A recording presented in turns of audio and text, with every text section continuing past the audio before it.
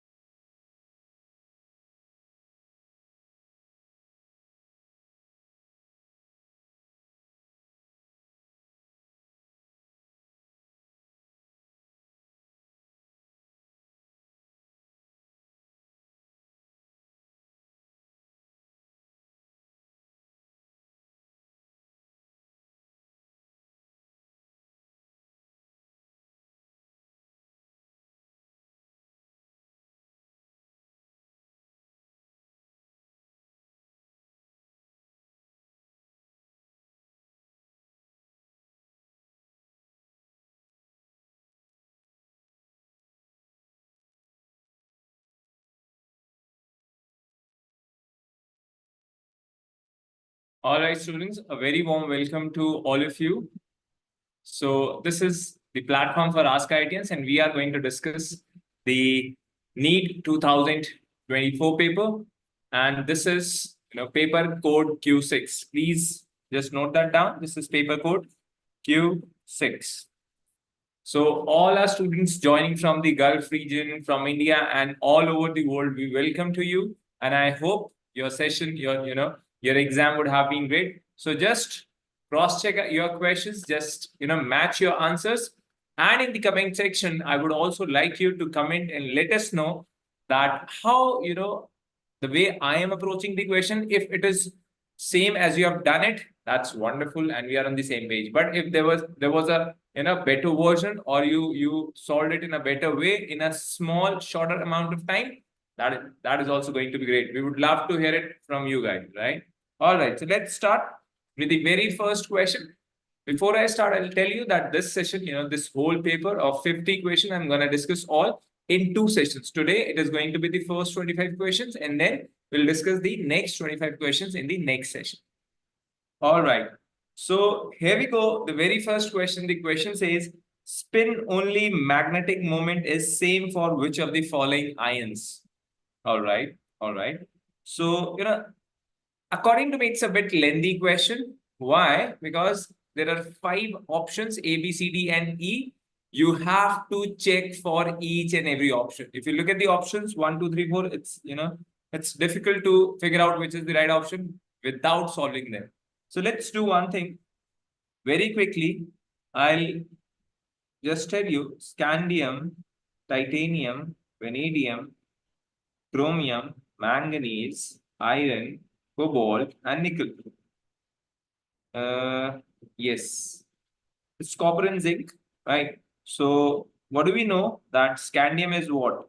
21, 22, 23, 24, 25, 26, 27, 28, 29, and 30. These are the atomic number. I have written it down over here, but with practice, you should be knowing it by heart, right? Titanium is 3 plus. We know all of them are like what?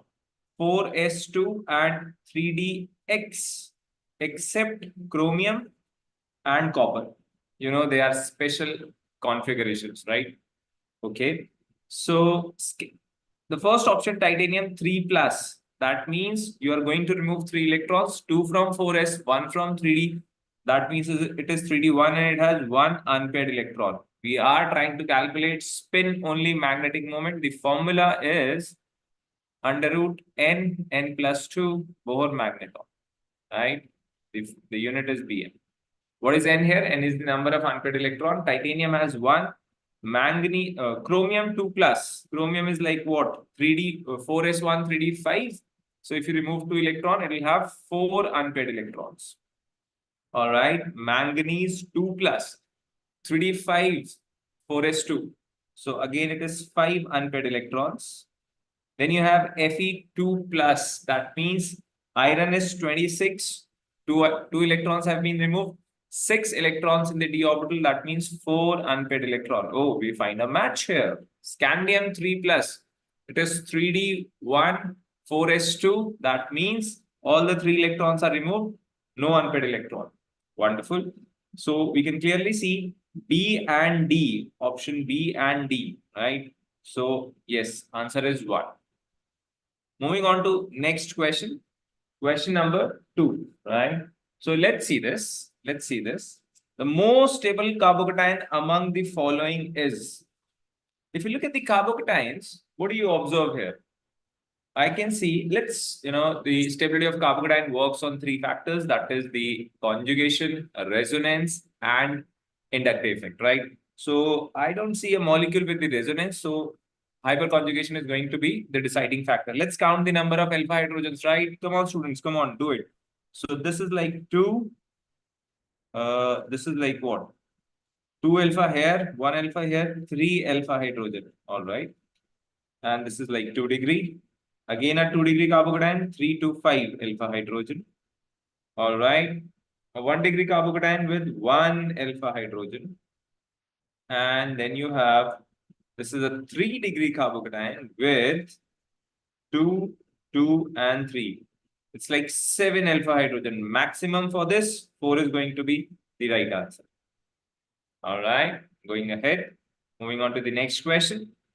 Given below are 2 statements. Let's read the statement together. Statement 1, the boiling point of hydrides of group 16 elements follow the order. H2O comes at the top and then H2TE, H2SE, H2S. The order is perfect, no problem with this. This is, coming from the NCERT directly. That's the order, the 16 group hydrides that follow in the boiling point. Look at the statement number 2. On the basis of molecular mass, H2O is expected to have lowest boiling point. As you move down the group, the mass increases. So water is going to have the minimum mass in the hydrides of group 16. But because, the reason water is a magical liquid, the extensive hydrogen bonding, right? The presence of hydrogen bonding in water makes it very special. And that's the reason than other members of the group. But due to presence of extensive hydrogen bonding in water, it has higher boiling point. Both the statements are correct. Look at the options. 1 and 2 are correct. All right. So that goes well. The correct answer is 1.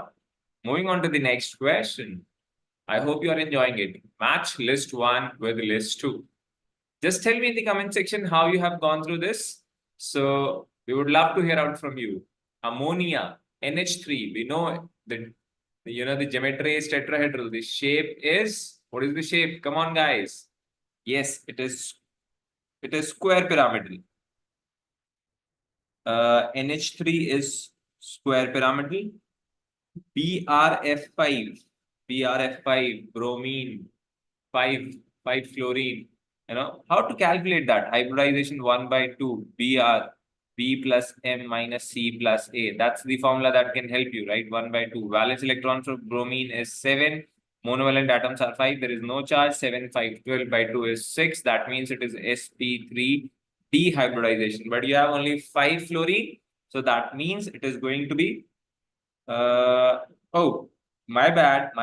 NH3 is trigonal pyramidal. I just read it the wrong way. BRF5 is square pyramidal. If I just draw the structure of NH3 for you, that's how NH3 looks like, right? There's a lone pair. So it's trigonal pyramidal, right? If I just join all 3 of them, there's a triangle, and there's a pyramid at the top, right? BRF5. So let me draw the structure of BRF5. One. That's how BRF5 will look like. So you can clearly see this is what? This is something like a square pyramid. Doesn't it looks like that? Beautiful shapes, right? So going ahead with that, this was BRF5. Next is XeF4. How is the shape of XeF4? It's a famous compound, the square planar. That's how XeF4 looks like. Let me draw it for you. No problem. This is XeF4, the two lone pairs, fluorine here, and fluorine here and here. All right. So that's how XeF4 looks like. This is square planar geometry. You can just check this out. That's how it is. That's how it is. All right.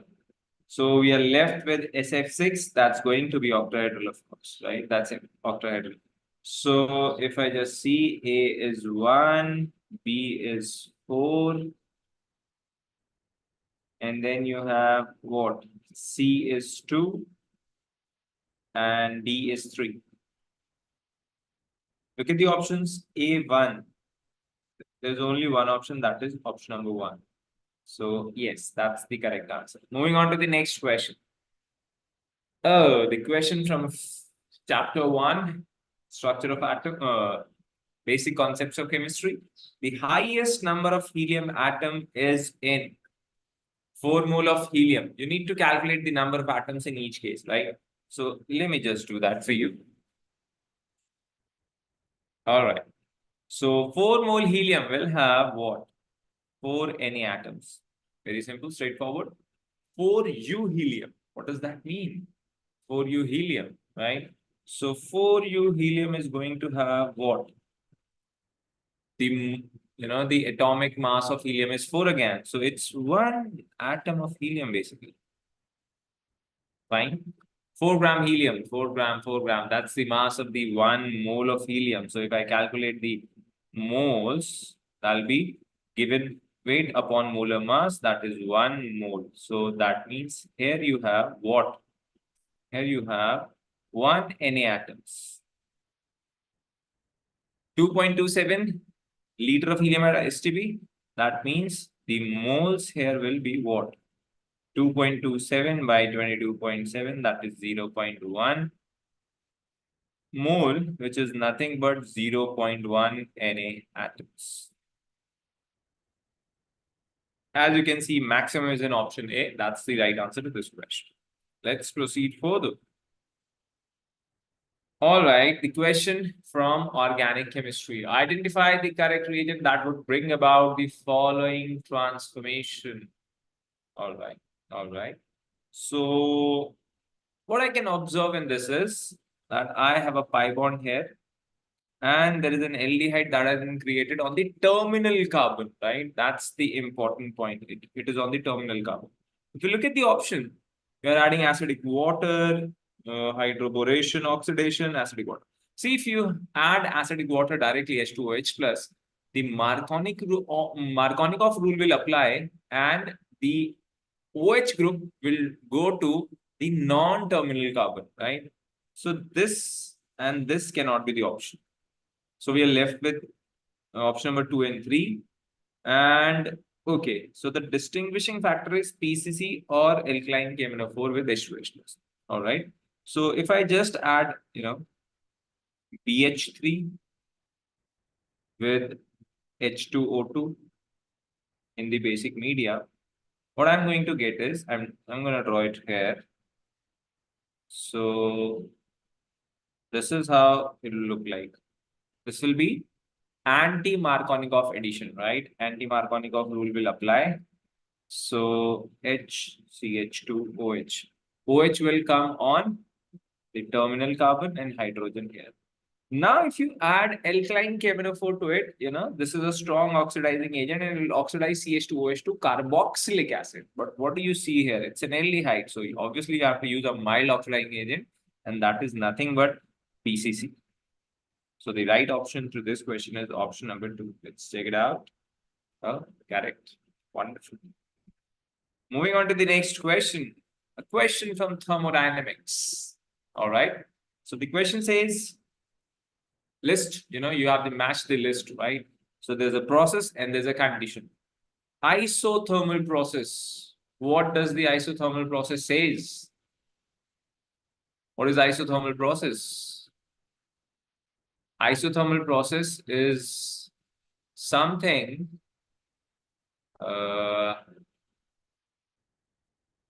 yes. So the isothermal process is something where the temperature is going to be constant, right? That's what the isothermal process is. So if I just look, carried out at constant temperature. A goes with 2. Isochoric process, volume constant volume. B goes with 3. All right. Isobaric, constant pressure. C goes with 4. Adiabatic process, only the option 1 is left. That's the no heat exchange. A2, there is only one option. So that's the final answer. Great. I hope you are enjoying it. The questions are not that difficult, but you have to be careful, right? Even after finding the right answer, if you take the wrong option, it's a complete loss. You should be careful. The next question is, which one of the following alcohols react instantaneously? The word instantaneously is very important with Lucas reagent. We know that's a test of the alcohols, right? The 3-degree alcohol. The more the degree of the alcohol, and more vigorous the reaction is, more instantaneous the reaction is. So instantaneously, it is the 3-degree alcohol that reacts instantaneously. Let's check out the options. Option number 1 says,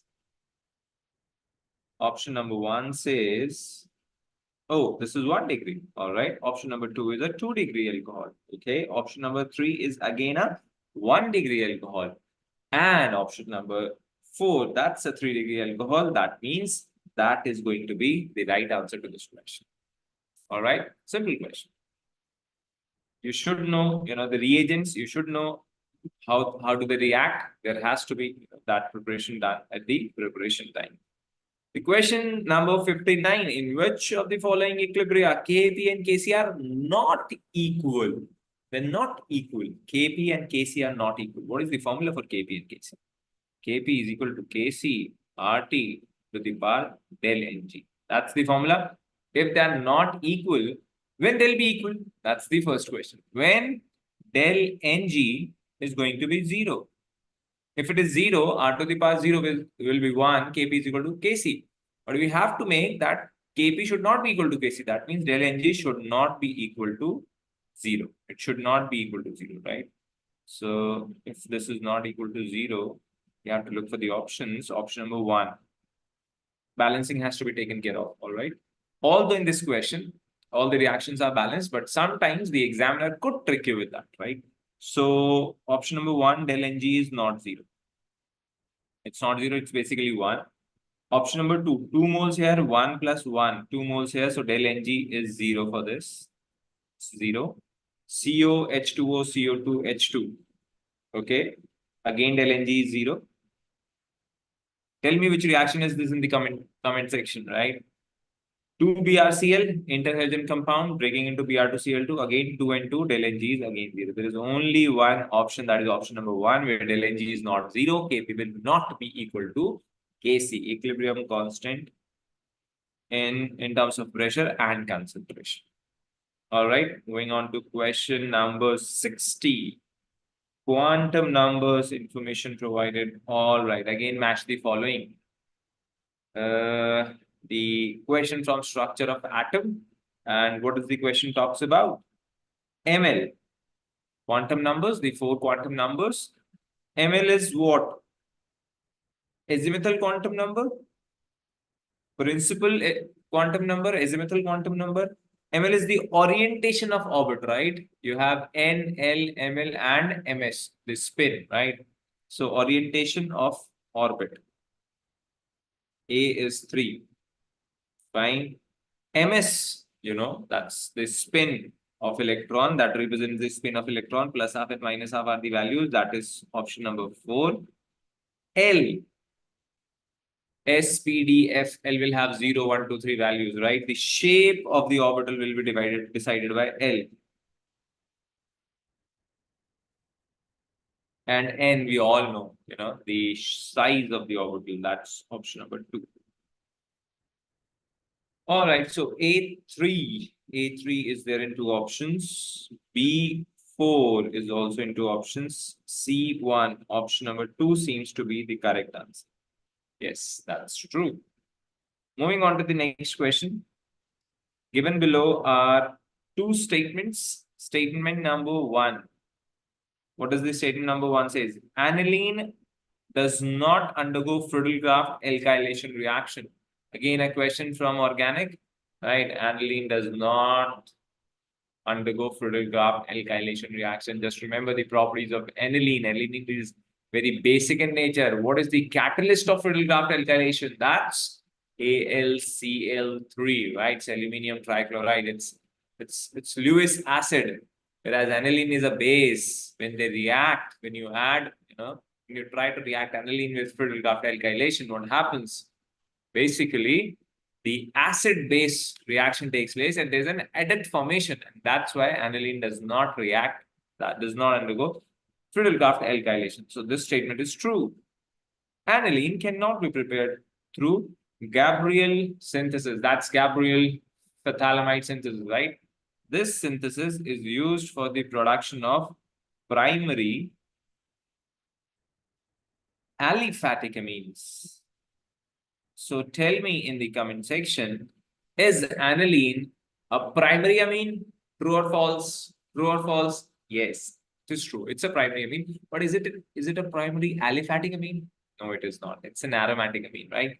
So that means this statement is false or true. Aniline cannot, the statement says it cannot be prepared through Gabriel synthesis. So the statement is true in itself, right? The statement is true. Both the statements are true. Don't you think that's quite, awkward? Every time a statement question is coming, it is both statement one and 2 are true, right? Most of the answers are A. So that also, oh, that's correct.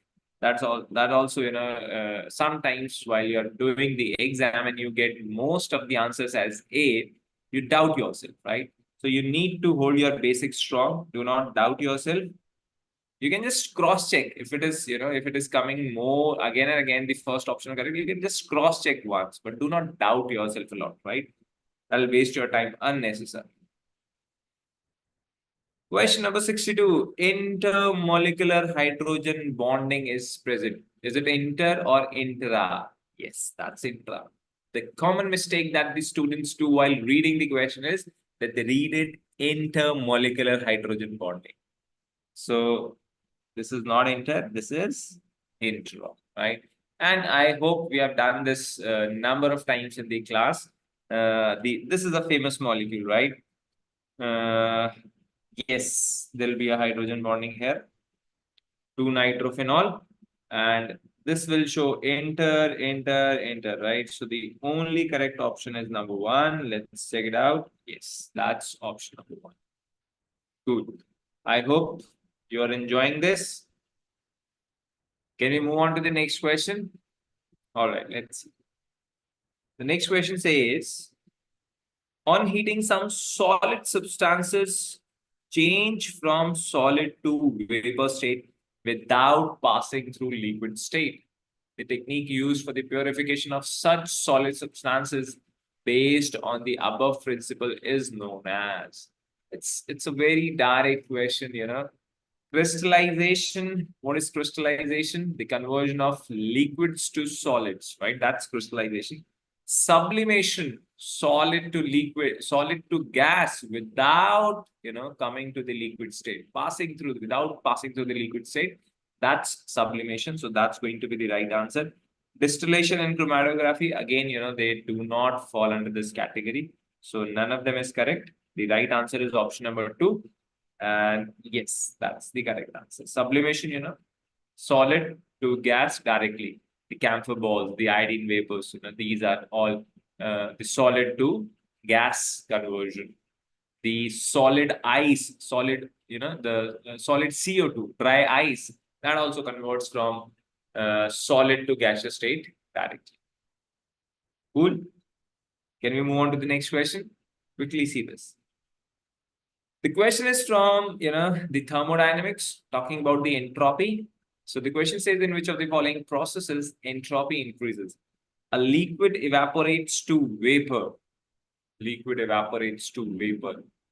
Liquid changing to vapor, right? So obviously the entropy is going to increase. That's true. Temperature of a crystalline solid lowered from 130 Kelvin to 0 Kelvin. Oh, okay. Okay. So as you are decreasing the temperature, the energy is going to decrease, the entropy is going to decrease, right? Option number C, sodium bicarbonate, decomposition reaction, sodium carbonate to CO2 to H2O. All right. Here it is only the solid state on the reactant side, whereas on the product side, you have solid, you have gas, and you have gas. Oh, so more and more gases are coming. Gases move randomly, the Brownian motion. The gas has more randomization, so entropy is going to increase in this case as well. Cl2 gas to 2Cl gas. The moles of the gas are increasing. Obviously, the entropy will increase. Entropy increases. They are asking. So option number A, C, and D. All right, A, C, D. Option number 3 seems to be the correct answer. Oh, that's true. Wonderful. Moving on to the next question. Question number 65. Among group 16 elements, which one does not show -2 oxidation state? -2. All right. So -2 is the most common oxidation state shown by group 16 elements. Oxygen, sulfur, selenium, tellurium, and polonium, right? So as you move down the group, what happens to the, metallic character? As you move down the group, the metallic character increases. And that's why the negative oxidation state that becomes more and more uncommon as you are moving down the group. So polonium, right? That's a metal basically. It's a metal. So metals, they generally don't show the negative oxidation state, and that's why the correct answer for this question is option number 4, polonium. Correct. Moving on to the next question. Again, match the following. You have two lists. List 1 conversion. List 2 number of Faraday required. All right, let's go for it. So 1 mole H2O to O2. You should have the knowledge of the oxidation state to solve this. H2O has -2, whereas oxygen has 0. So -2 to 0. Sometimes student, they confuse that is it 2 oxygen or is it 1 oxygen? See, the question has fixed H2O as 1 mole and it has 1 mole of oxygen. 1 mole of water will have 1 mole of oxygen, right? So -2 to 0. So the net change of electrons is 2 Faraday in this case. 1 mole of water is fixed. You do not have to balance it. You do not have to make 2 oxygen on both the sides. The question is specifically mentioned it is 1 mole of water. So it is going to be oxidation, the loss of 2 moles of electron to carry out this conversion, right? So I say that -2 to 0, that means 2 Faraday. So this will go with 2. A will go with 2. All right. 1 mole MnO4 minus to Mn2 plus. What does that mean?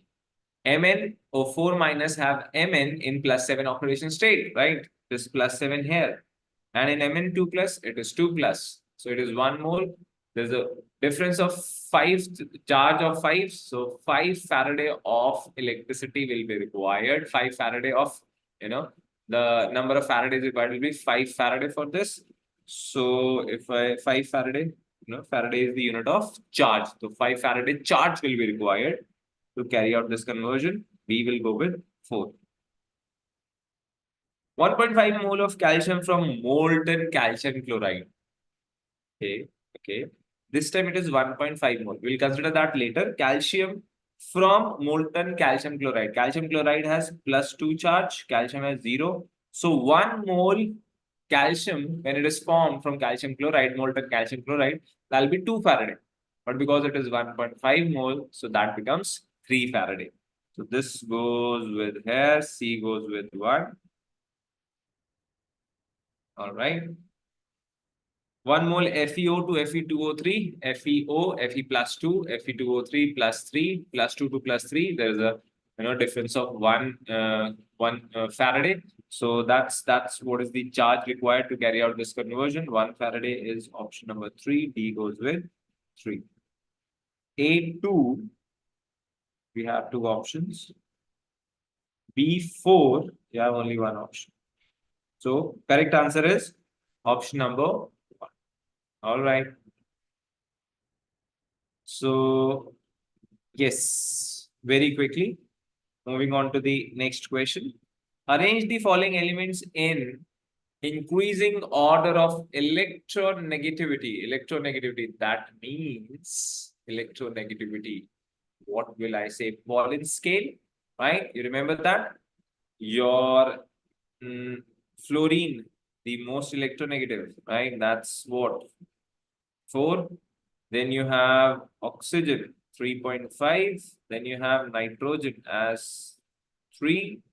Carbon is close to 2.5 and silicon is around less than 2, right? It's around 1.9. All right. All right. So if I just arrange them in the order, I can see option number 4 seems to be the right option. Oh, no. This is like reverse order. The maximum is for fluorine, oxygen, nitrogen, carbon, and silicon. Perfect. Option number 1 seems to be the right answer to this question. All right. So that's the question from the Pauling scale. Yes, option number 1 is correct. A compound with a molecular formula of C6H14 has 2 tertiary carbons. C6H14, okay, and 2 tertiary carbons. IUPAC name is, rather than doing hit and trial, the best way to solve this question is go by the options, right? You just draw the structure of the options. N-hexane will be something like this. This is N-hexane. I don't see any tertiary carbon. Either it is primary or secondary. The terminal carbons are primary. The rest of the carbons are secondary. N-hexane. Then you have 2-methyl pentane. So let me just draw it. 1, 2, 3, 4. And 2-methyl pentane. I can see only 1 tertiary carbon in this. There is only 1 tertiary carbon. This one. All right. Moving on to 2,3-dimethyl butane. 1, 2, 3 butane. 2, 3. So that's how it looks like. And I can clearly see 2 tertiary carbons in this, right? But let me just cross check with the option number 4 as well. 1, 2, 3, 4. 2,2-dimethyl. That means 2 carbon here. And again, there is no tertiary carbon, a quaternary, primary, and secondary carbons. All right. So that means the correct answer is option number 3, right? Let's check it out. Yes, that's the right option. Question number 69, Felling solution A. When you prepare Felling solution, you mix Felling A and Felling B. They're asking you Felling A, aqueous copper sulfate, the blue colored solution. That's nothing but Felling solution A, right? So this is your correct answer. Alkaline copper sulfate, no. Alkaline solution of sodium potassium tartrate, the Rochelle salt. This is nothing but Felling solution B, right? Freshly prepared, the Rochelle salt you take, and aqueous sodium citrate. You prepare a fresh solution for Felling A and Felling B. We do not keep them already mixed. Otherwise, the reaction will take place, and that's of no use. So we prepare fresh solution of Fellings, that is with Felling A and Felling B. All right. So the right answer is option number 1 for question number 69.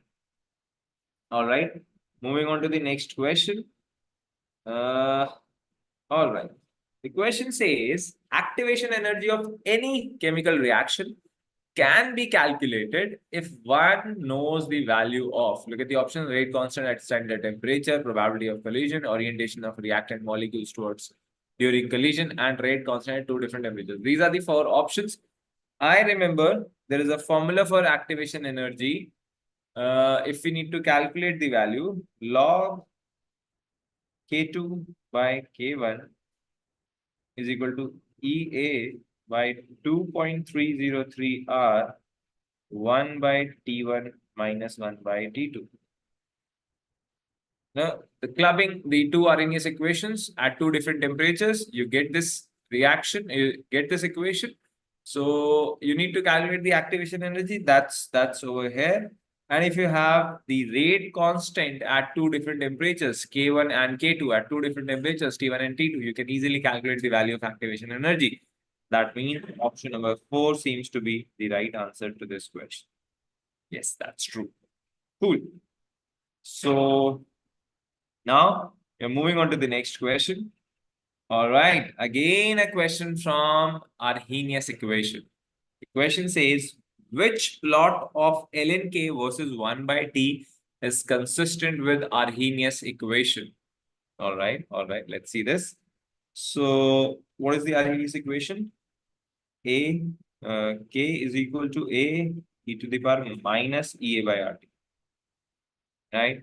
So if I just convert that into natural log, because that's how I can see the option. So natural log K is equal to natural log A minus EA by RT. That's how the equation looks like. If I compare it with y is equal to C plus mx, the equation of a line, the linear equation. So I can clearly see that my y-intercept is ln A. That's my y-intercept. Okay. The slope here, the slope is minus EA by R. So this is what is going to help me to solve this question. That's my slope, right? So if I just look, this is with a positive slope, positive slope, positive slope. The only correct option is option number 4, right? So if I just look at the answer, option number 4 is my right answer. I hope that makes sense to you. All right. Moving on to the next question, a question from organic, right? So it is going to test your understanding of the reactions. Let's see. List 1 has some conversions and list 2 is giving you reagents as well as the conditions, right? So if I look at reaction number 1, what do I see? There's a double bond here and then there's a cycloketone. Okay. So I just need to break this double bond and oxidize that. This is nothing but ozonolysis, right? The oxidation reaction. So if you look at the reagent here, ozone, zinc, and water, that is what is going to help you out to carry out this conversion, right? So A goes with 4. All right. B, benzene to benzophenol. If you remember what the Friedel-Crafts acylation reaction, right? So that is going to help you to carry out this conversion. This is your Friedel-Crafts acylation reagent, benzene acyl chloride with anhydrous AlCl3 as the catalyst, the Lewis acid. So this will convert B, the benzene, into benzophenol. So for B, it is option number 1. All right. Option number C, OH cyclophenol to cycloketone. Now I'm left with CrO3 and KMNO4 KOH heat. If you look at option number D before C, if you look at option number D, that'll help you. You know, you have ethyl benzene. You have to convert that into potassium benzoic acid. Potassium benzoate. So that oxidation will be done by KMNO4 KOH heat, right? So for D, you'll have 3. And for C, you need an oxidizing agent. CrO3 is perfectly going to do that. So for C, the correct option is number 2. 4, 1, 2, 3. 4, 1, 2, 3. 4, 1, 2, 3. This is nothing but option number 3. B1, C2, B3. Perfect, perfect. That makes sense. Yes, 3 is the right answer. So this was a beautiful question from organic reactions. And now moving on to the next question. Another question from organic reaction mechanism. The compound that will undergo SN1 reaction with the fastest rate is, SN1 reaction, we have studied it many times. SN1 reaction is all about the stability of carbocation. More the stable carbocation formation is, more faster the reaction is, more the faster the rate of the reaction, right? Because formation of carbocation is the slowest step, the RDS, the rate determining step of SN1 reaction mechanism.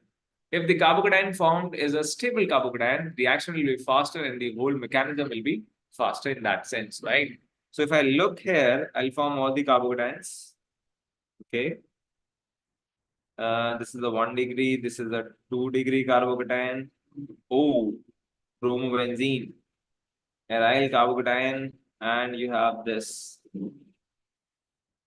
So this is stabilized by hyperconjugation. Again, this is stabilized by hyperconjugation. This is a very unstable carbocation, right? So aryl halides do not show this reaction. And if you look at option number 4, the carbocation that is being formed is stabilized by hyperconjugation from the methyl side. It is also stabilized by resonance because of the presence of benzene directly attached to the carbocation. Right, the resonance structures will take place. So this is the most stable carbocation and fastest SN1 will happen in this molecule. Right, so that is going to be the right answer to this question. Let's just check it once. Option number 4 is the correct answer. All right. So moving on to the next one. Second last question for the day. All right. Which reaction is not a redox reaction? What is the necessary condition for a redox reaction? That there should be oxidation and reduction taking place simultaneously. There should be increase and decrease of oxidation state simultaneously. So if I look at option number 1, zinc, copper sulfate, zinc sulfate, copper. Zinc is going from 0 to +2. Copper is going from +2 to 0. Yes, it is a redox reaction, not the right option. KClO3 plus I2, KiO3 plus Cl2. I can see chlorine is like what? 6, 1, 5 here and 0 here. Iodine is 0 here and +5 here. So again, the oxidation states are changing. It is a redox reaction, not the right option. H2 plus Cl2, 2HCl. 0 to +1, 0 to -1. Again, there is an exchange of electrons, not the right option. It is a redox reaction. Barium chloride, Na2SO4, BaSO4, and NaCl. So basically, this is an example, a classical example of double displacement reaction. We used to teach this. Barium sulfate forms a precipitate. And if you look at this, +2 barium, chloride -1, -1, sodium +2. Oh, sorry, that's a blunder. Sodium cannot be +2. Sodium will be +1. Sodium +1. What else do you have? Sulfate. Sulfate in total is -2. Here also it is -2. All the oxidation states that you can see are same on both the sides of the reaction, reactant as well as product. No change in oxidation state. That proves that this reaction is nothing but a double displacement reaction. It is not a redox reaction, right? Even if you look at first reaction, it is also an example of a displacement reaction, but it is displacement as well as redox. The fourth reaction is only double displacement, but not a redox reaction. So that's going to be the right answer, option number 4. Let's look at the right answer. That's how it is, right? Coming to question number 75. Given below are two statements. The boiling point of 3 isomeric pentanes follow the order: N-pentane, isopentane, neopentane. See, boiling point has one concept that these are all, the non-polar compounds. So van der Waals force of attraction is going to be the major deciding force. And I'll give you a simple example. Van der Waals force, that depends on mass and surface area. if you look at the molecules N-pentane, isopentane, neopentane will have the same masses, but the surface area will be the deciding factor. If there is a molecule which is spherical in shape, right? So spheres and spheres, they have very limited contact. They'll be touching at just one point, right? If a molecule is linear in shape, so they will be interacting at multiple places. Look, here it is touching at just one point, and here there is a whole line of interaction. So what will you say in this case? N-pentane is like this. N-pentane. Whereas the neopentane is more spherical in nature. So when the surface area is more spherical, the interactions are less. The van der Waals force attractions are weak. So that's why this order is true. Now look at the statement number 2. When branching increases, the molecule attains a shape of sphere. Okay. The branching, yes, as you're moving from N-pentane to isopentane to neopentane, the molecules have more and more branches. Isopentane, how does the isopentane looks like? That's how the isopentane, slightly branched. Neopentane, heavily branched. That's how N-iso and neo used to be classified, right? So the molecule attains a shape of sphere when the branching increases. That's true. This results in smaller surface area for contact. That's what I have explained to you, due to which the intermolecular forces between these spherical molecules are weak, thereby lowering the boiling point. This statement is also perfectly true. That means the correct answer is both 1 and 2. Let's just check it once.